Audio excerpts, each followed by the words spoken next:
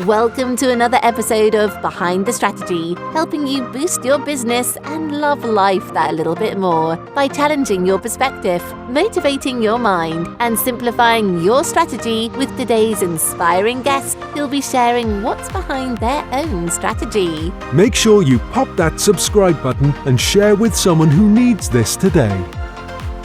So, from down inside the lab, because we lost the keys, your host, Kate Whitley.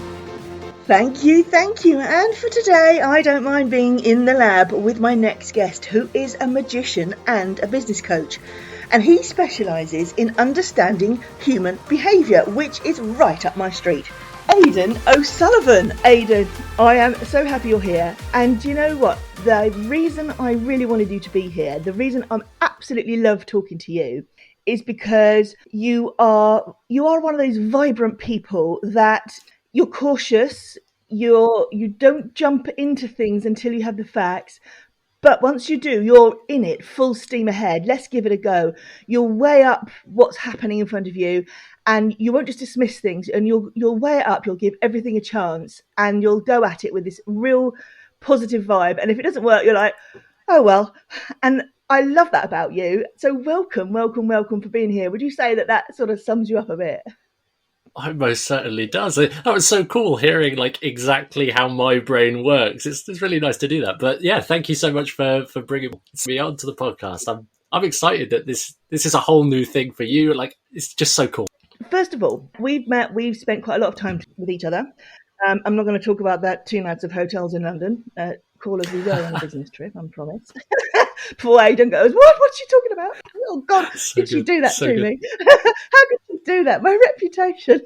And that's another thing I love about you. You have a fantastic sense of humour. You really, really do. And one of the other reasons I absolutely love following what you're doing, seeing what you're doing and being part of what you're doing is because you are younger than me. You're a lot younger than me. And I wish I'd had your grit, your oomph, your vibe at that age. I really, really do. I so admire that. Have you always had this positive attitude? Has it always been part of you? Yeah, I feel like it has. I mean, it really kicked off just before sort of like back end of 2019 is when I really sort of set fire to that drive. I mean, I've always been fairly, again, this is going to sound fairly egotistical, but I've always been fairly good in like when back in the school days, I was fairly academically great. Like I didn't struggle to the extent that other people did. And it's just because I knew that if I just put my head down, did a bit of work, then there'd be a result on the other side. Like that was kind of the way my brain just wired, and it just kind of happened. But then sort of 2019 came around, back end of 2019, I had like a mini existential crisis type thing of like, oh my God, what do I want to do with my life? Where am I going with this thing? And that's kind of when I really knuckled down and was like, no, I just have to work on my strengths now. I have to play to my strengths. I have to have a really good, deep understanding of who I am and actually know what I can and can't do and just go all out for that. So it's always been there, but there's kind of been little events here and there that have just jump started it. And as negative as those events can have been, and some have, some haven't, I'm grateful for them all just because it's given me that level, that step up, if you like. Yeah, that makes sense. And actually, there aren't that many people that would have come to that conclusion at a younger age. I mean, I certainly didn't think about that sort of approach to myself until I'd hit my 30s. I'll be brutally honest. I was thick into doing all sorts of things. I was very self-aware, very knew what I was doing. And I was also quite mindful, and you can see the overview, but I didn't consider that I could be different. I could go deeper within myself. And I find that really interesting that you did. How did you get to that? What do you think influenced those thoughts? Because that's not what I know for most people in their late teens, early 20s. Yeah, well, that's a really interesting one. I think for me, the first thing that comes to mind is like I had a really good surrounding, like my network and the people that I was building relationships with were incredible. Like they were at the top of their game, and they kind of helped to influence me.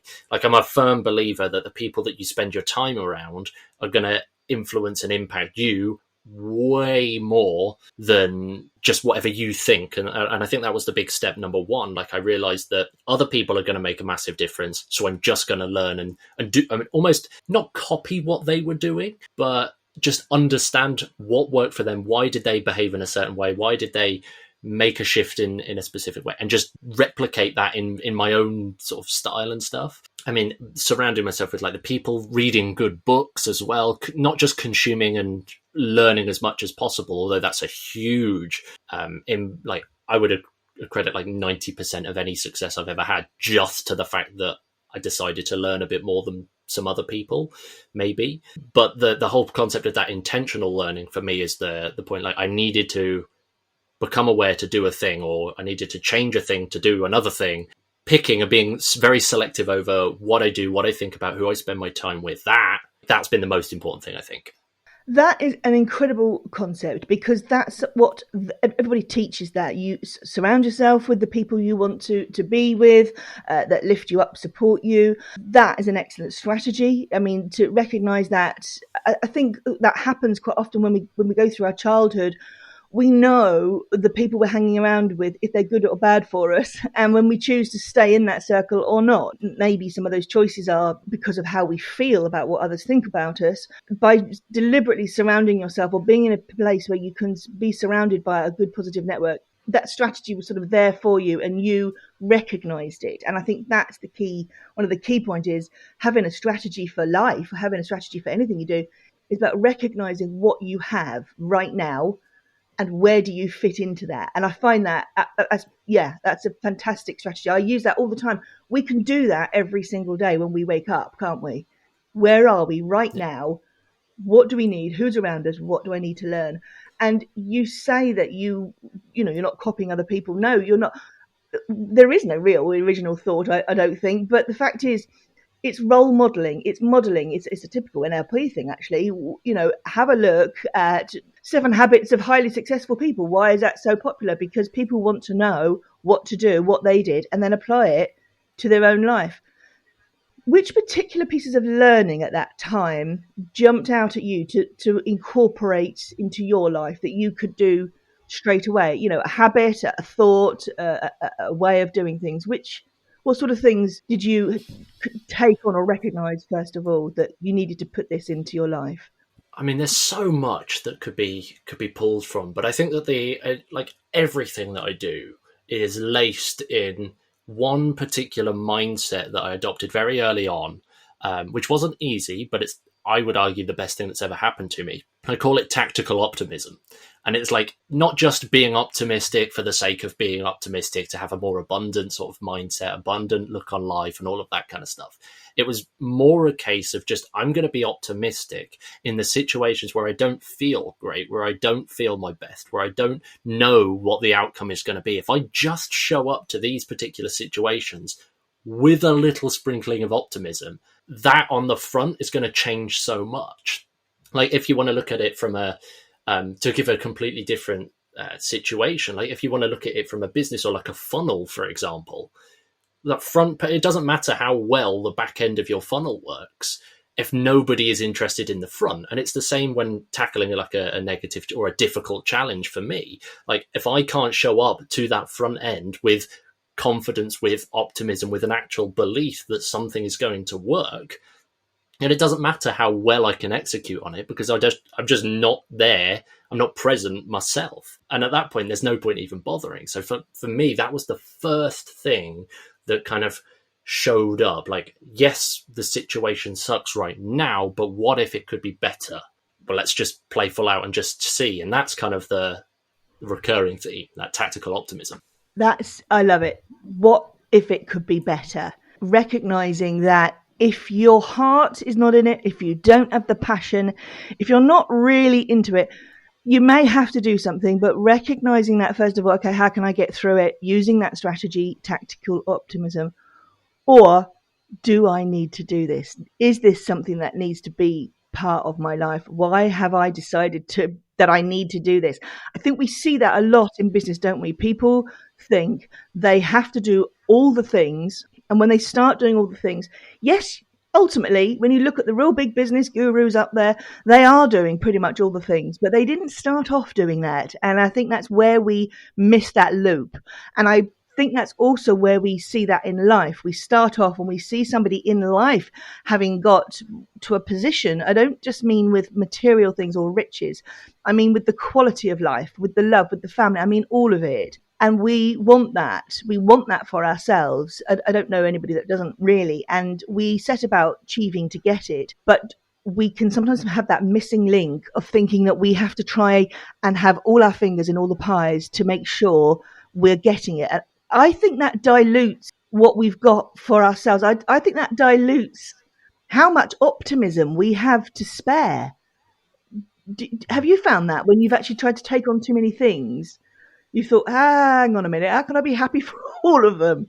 100%. Like the people that know me like well enough, they know that, because it kind of goes back to what I was saying earlier about that drive and that push. Is like, if I'm going to do something, I'm going to play full out. I'm not going to half-arse it, because I don't think there's a point in even starting if you're not going to really commit to it. But that, paired with the optimism, means that whenever a new opportunity is it's shiny object syndrome, isn't it? It's like, here's a crazy new option. I like the sound of it. I'm going to do my best. And then suddenly, whether it's the optimism that dips or has sunk, just your energy, attention, focus, ability to actually do anything, that for me through the floor whenever I get so much like on my plate. And in fact, that's something I'm doing right now. I'm really carefully cutting things out. I say cutting, that makes it seem nice and more gentle than it is. I'm carving massive chunks of my life out right now because of this exact position, because I've spent so much time going yes to like 100 things, and I can't be 100% at 100 things. I could be 1% at 100 things, not 100% at one thing. That I love that quote. You can be. I'm gonna pull that one out. That's a quote, listeners, for you to take that on board. It is so true. Now, I also believe there's nothing wrong with trying to go and learn those 100 things. If you feel that you're in a place of, right, I need to go and learn some things, I need to go and find out more information, then go and consume. I love a shiny object. If anybody knows me well, I love a shiny object. I can learn really quickly and I can consume, but there is a caveat to that. I can sometimes forget about my capacity, and it is what you've just said. It's about our capacity. Where do we draw the line? Right, where do we recognize I now need to stop learning to put into action what I've learned, because otherwise we never do. And it's like, what is the point? We might have all this knowledge, what are we meant to do with it? And how does it impact our business and our life? So having that, recognizing when it's time to learn something new, when it's time to put it into action. There are also, we don't always have to do everything ourselves, do we? I mean, we have both had partnerships.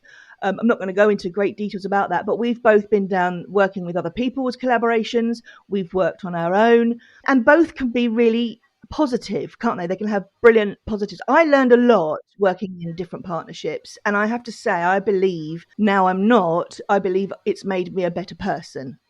I don't mean that I wasn't a good person before, and I'm sure you're thinking, no, I was a great person before too, but it's made me, I'm grateful. I guess I'm grateful for being able to be reminded that there are different perspectives, and I'm sure it's impacted how I go forward. What are your thoughts on that? How has those experiences impacted your tactical optimism and how you now use that? It's very freeing. I mean, that's huge. Everything you were saying right there, like, lines up perfectly to what I was thinking as well. That experience of, like, actually now I'm out of that partnership, I'm moving away from certain projects.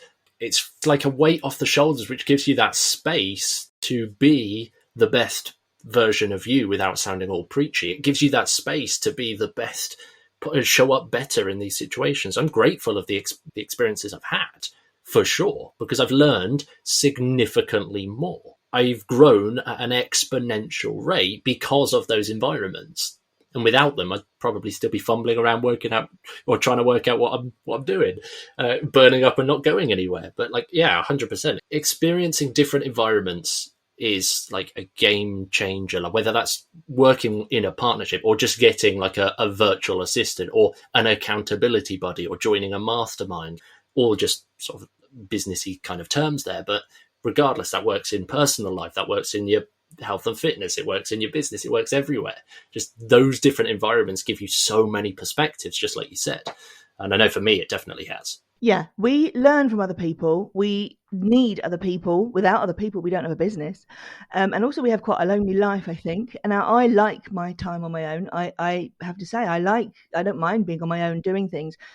But I bounce really well off other people. I get sparks of other people. I feel that my energy inspires others. I feel that you are somebody like you are like that. That's why I believe that we have a really good connection, is because we allow the sparks to bounce. We'll have a chat, and you know the typical, you can have banter with some people and you can't with others, and you get to know how to use your language, how much optimism you need, but at the same time, I guess we temper ourselves, don't we, to who we are with the people, but recognizing we need people.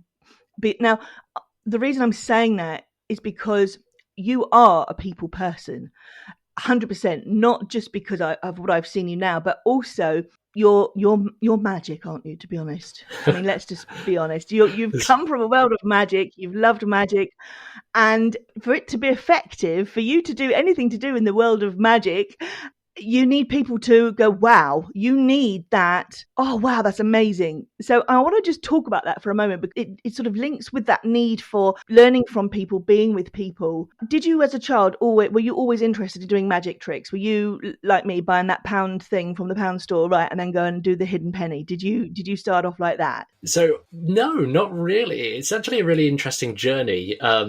Like I've been interested for as long as I can remember. I can't remember a life without any form of magic. And being a professional magician is it's amazing. One of the big things when it comes to working with other people is that I see magic, and many other magicians out there as well. We all see magic as an art form. However, it's the only art form that can't be experienced without actually happening in the moment, and that has to have another person. You can't just do magic tricks in front of the mirror, because it's just you doing a bit of sleight of hand, for example. You have to have another person who doesn't know what's going on in order for magic to even exist.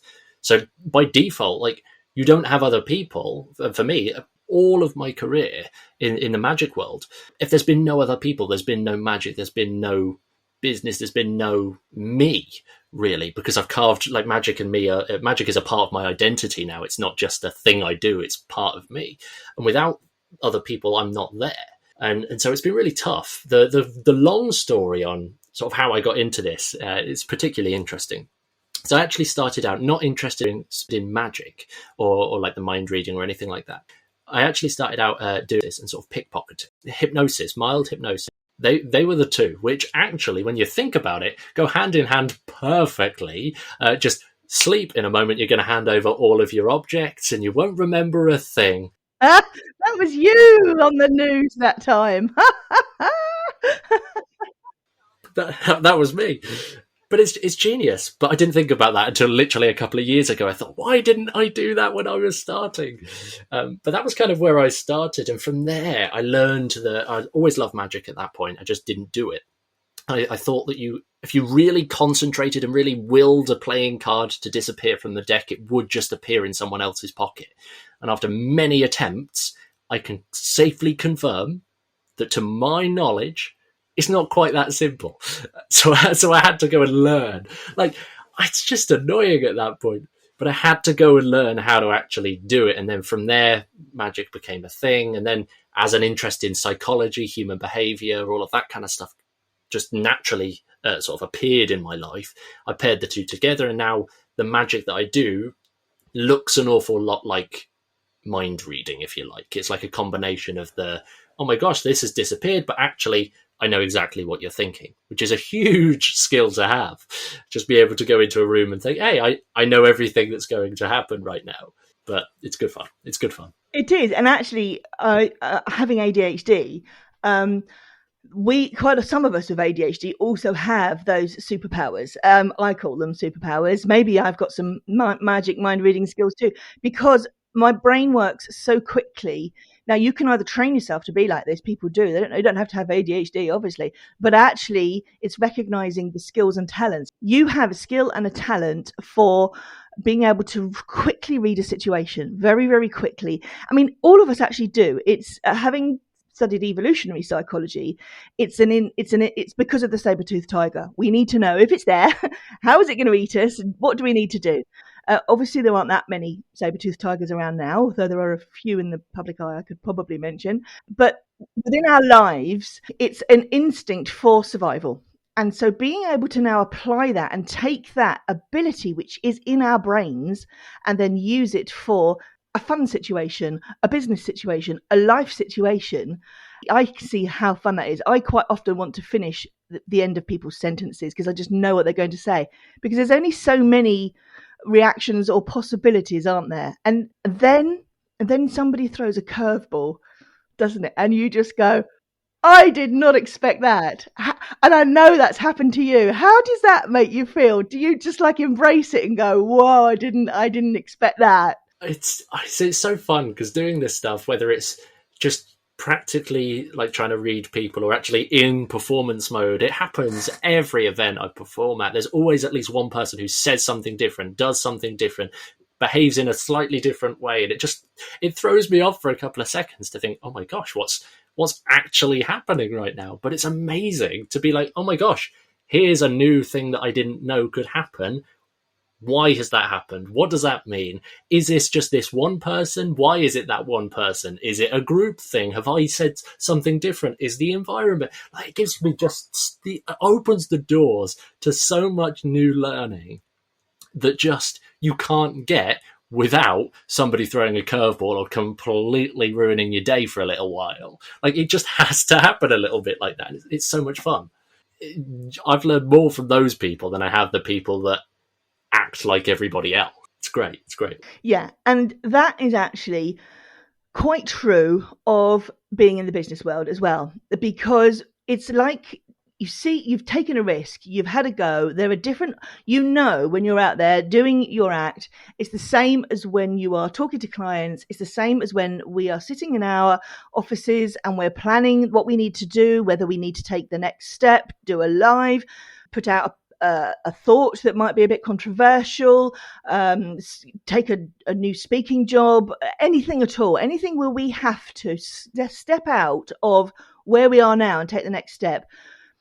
I believe we each have a line. We each have a line around, people say, oh, you're in your comfort zone, right? But I believe that we all have a little line just outside that where we do step our feet out and we do put that, and we recognize we are just taking the risk. We're just putting ourselves out there.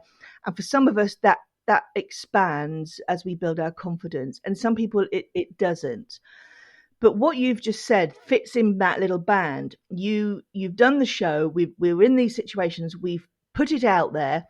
The curveball comes in and we're like, whoa, what do we do there? Do we go scurrying back in and try and analyze why, because we didn't expect it and we want to know what's going to happen?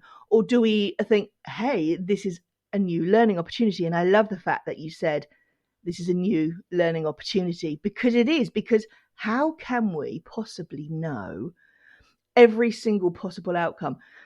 When the question I have for you about outcomes is, do you find that when you're working with your clients, your business people, or even if you're in business groups, networking, I think there's a general focus for people on the outcome and trying to control that outcome, because that's effectively what you're doing in a show, but it's also what we do in life. We're trying to control an outcome, and we can't. We can only control how we get there. What are your thoughts on that? Have you ever found yourself sitting there thinking, I can't do this because I don't know what's going to happen, and you're sitting there trying to think, how can I guarantee an end result? For me, like, my brain works a little bit differently to a lot of people, as we've already established. All it takes is, hey, I'm a professional wizard, for people to think, oh, okay, you're weird. So for me, it's sort of my process. I think a lot of people, when it comes to goal setting and this whole I want an outcome, I want to resolve. So many people fixate on that specific outcome. And we've all heard the cliched quotes is that the outcome doesn't matter, it's the journey that you should pay attention to. But that doesn't really help us at all in the moment where we need to work out where we're going. What's the direction? What do I actually need to be doing right now?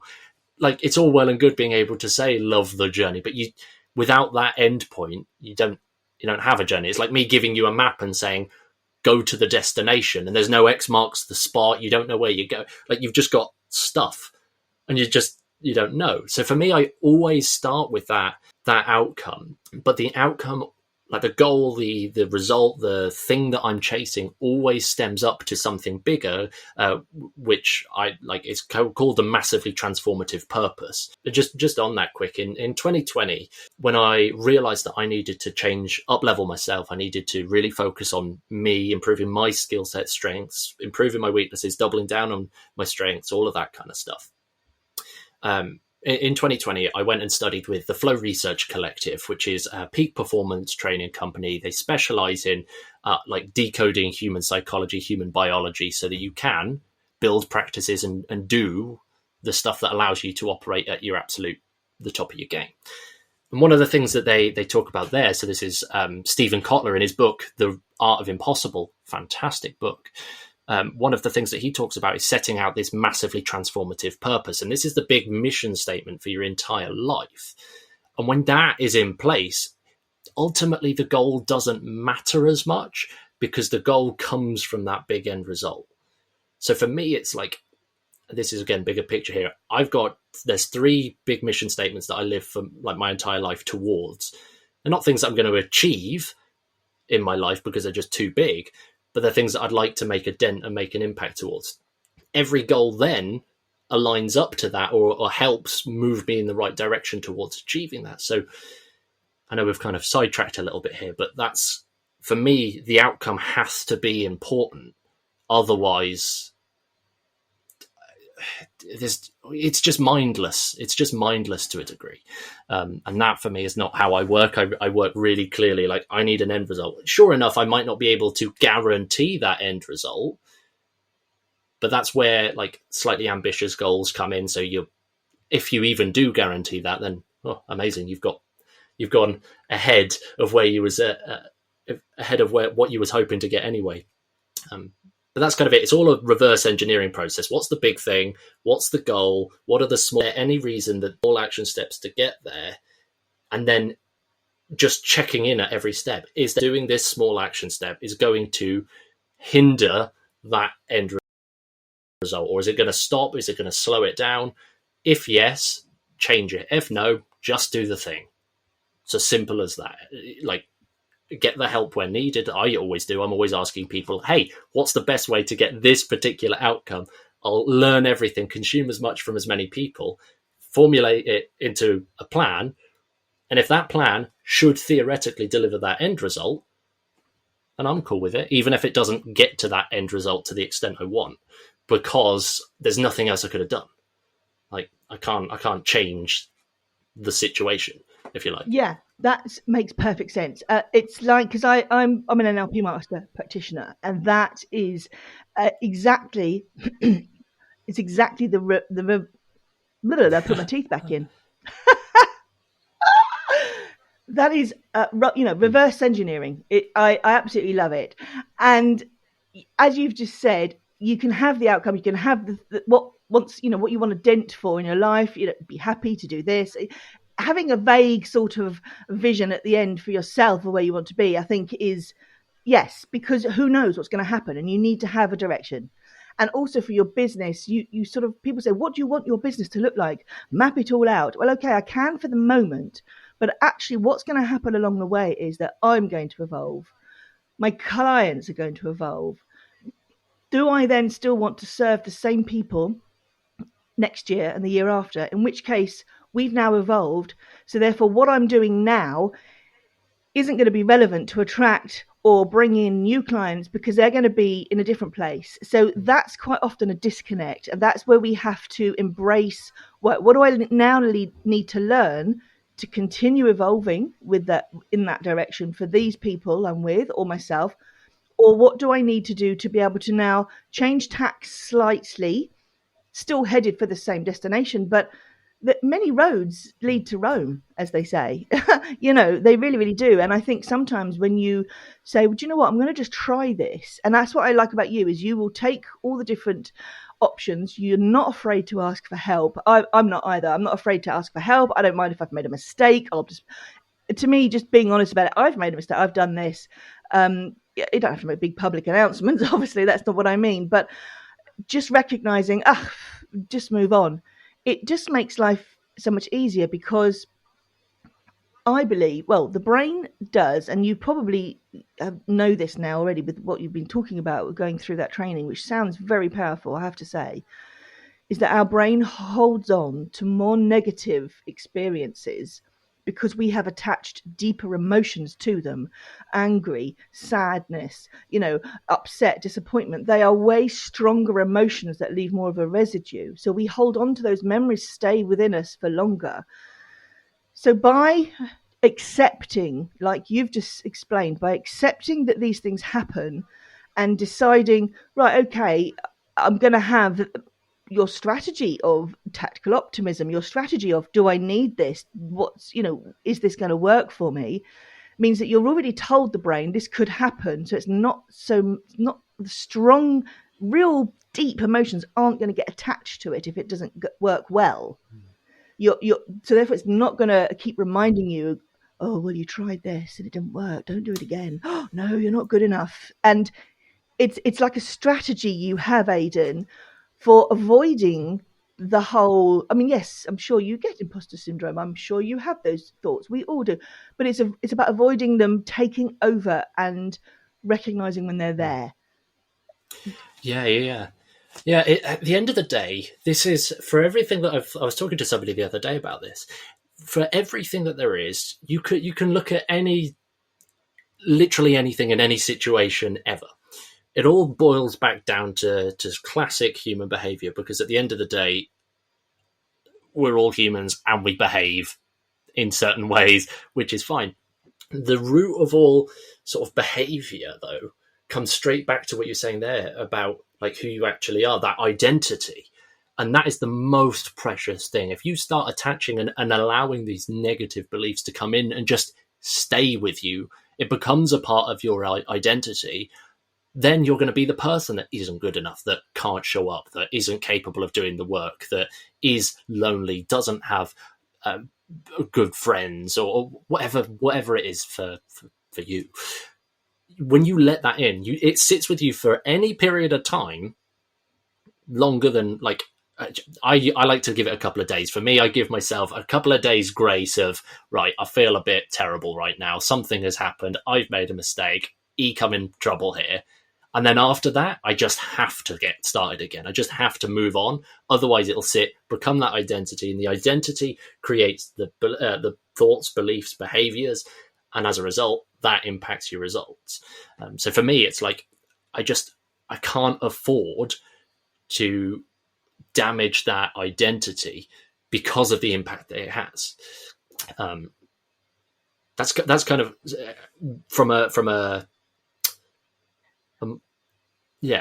that's kind of my thinking on it. It's like, you have to just protect who you are, your beliefs, and try and use that tactical optimism to either protect yourself from negative thoughts. I think that for me anyway, if I'm always trying to protect myself from negative thoughts, I'm always going to get the negative thoughts, because what you focus on comes to you. It's like, I got this great, it's crazy. I got this story. Like, I used to, way back when I was a kid, I used to go and I was part of a cycling club. And I was in this one particular like race. I don't know, can't remember the exact details. All I can remember, so it was mountain bike, going around this track, and then there was an off-road bit. I was going through the woods, this little woodland bit on this path. It was great, but then I saw a tree stump, and I remembered, like just before that, my dad was telling me, where you look, the bike will go. So just focus on moving forward.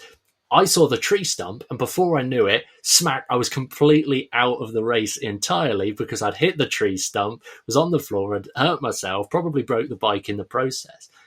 And I was like, oh, well, that's that. But I'll always That was remember right. it. Exactly. I could probably even draw the tree stump. It's that like ingrained into my memory right now. But it's like that is a perfect situation of identity. What you focus on will happen. So you have to use the tactical optimism, for me anyway, to jumpstart into the new area, the new thing, or even if that is just avoidance behavior. And that's a great way of learning. And I love that.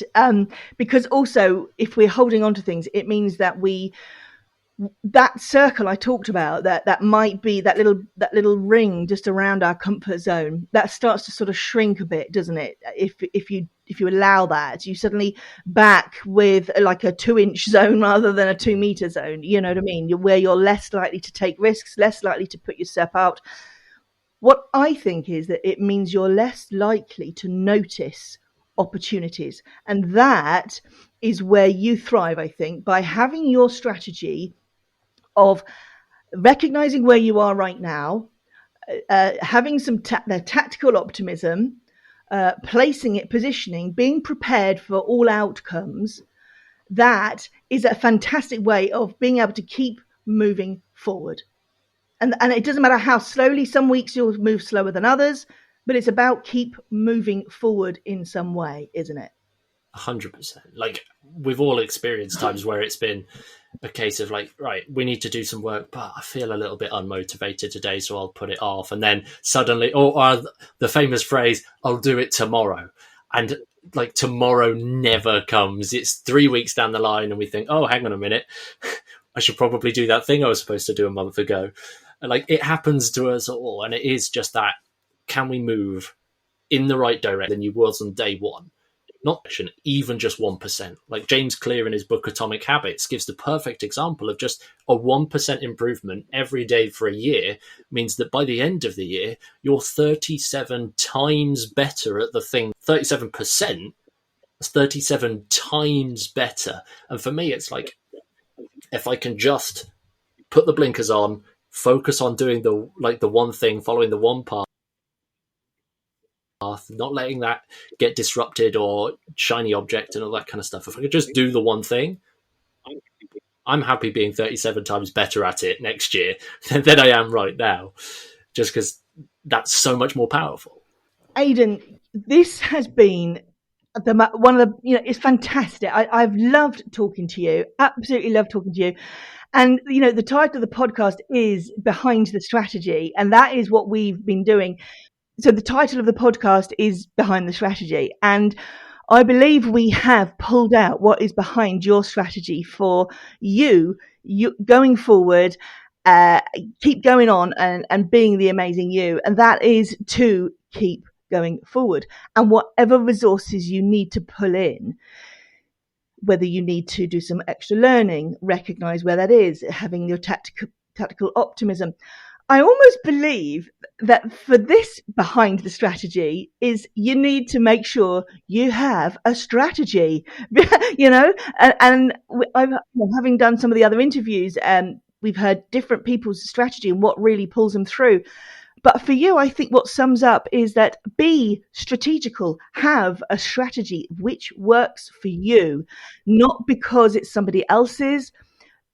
Amend it, evolve with it, and recognize that as you grow and as you learn that 1%, as you keep learning, you are going to perhaps need to review what your strategy is. And it's about reviewing it, isn't it? About having a strategy, keeping on top of it, remembering it's there, and taking action on it. So I wonder is that what is behind your strategy, having a strategy?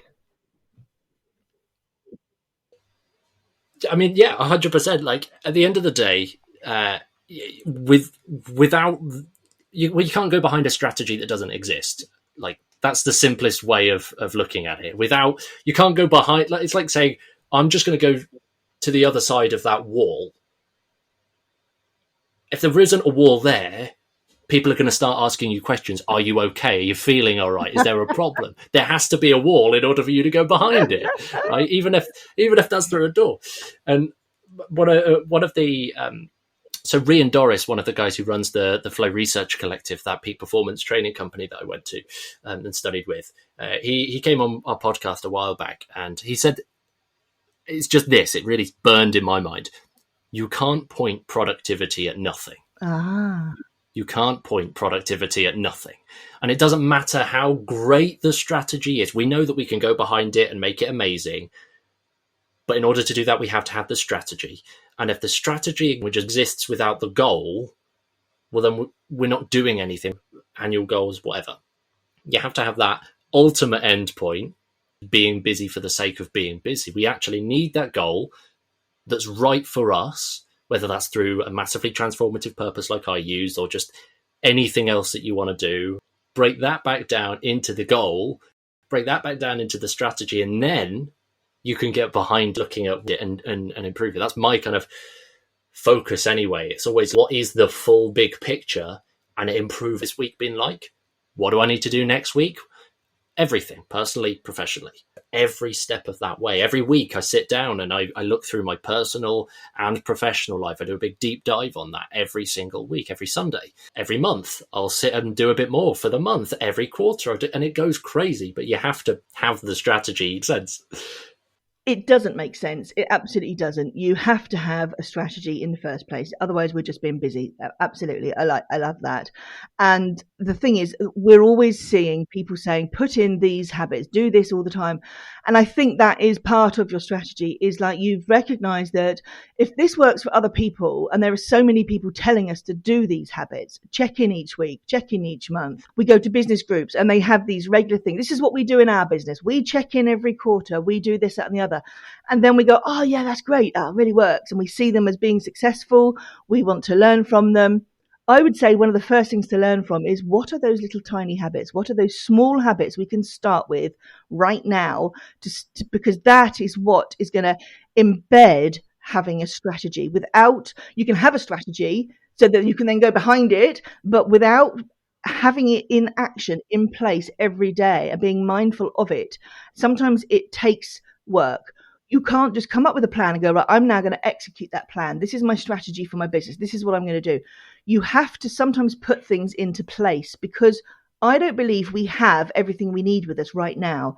I believe next week I'm going to find out a piece of information which is going to suddenly make me think, that's really interesting. What am I going to do with that piece of information? Am I going to use that?